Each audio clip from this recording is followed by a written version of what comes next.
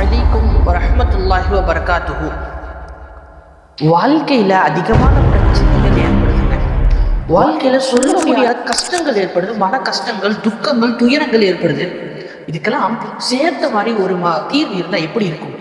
ஆமாங்க, 50 days 50 Islamic சேலஞ்சில் இன்னையோட டே 48, 48வது தினமாக இருக்குது.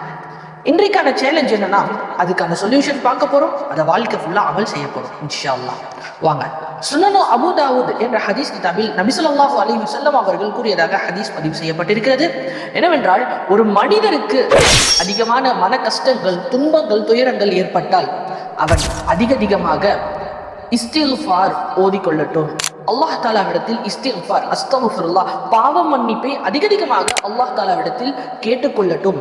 அப்பொழுது அவன் எண்ணி பார்த்திராத அளவுக்கு அல்லாஹ் தாலா அவனுக்கு கொடுக்க வேண்டிய ரிஸ்கை தருவான். இன்னும் அதிகமாக அவன் எண்ணிராத வகையில் அவனுக்கு உணவளிப்பான் என்பதாக நபி ஸல்லல்லாஹு அலைஹி வஸல்லம் அவர்கள் கூறியிருக்கிறார்கள். ஆக இன்னைக்கு யோசிச்சு பாருங்க, எத்தனையோ நேரங்கள் நம்ம சும்மா கழிக்கிறோம்.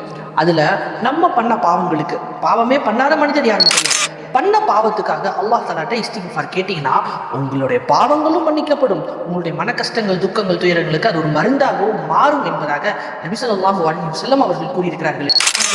இனிமேல் தினந்தோறும் நாம் இஸ்திக்ஃபார், பாவ மன்னிப்பு கேட்க வேண்டும்.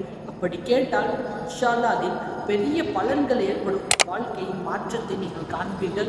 அப்படி இஸ்திக்ஃபார் செய்தால் குர்ஆனில் எசைந்து கூறுங்கள். தெரியாதவர்களுக்கு இதை ஷேர் செய்து, லைக் செய்து, சப்ஸ்கிரைப் செய்து கொள்ளுங்கள்.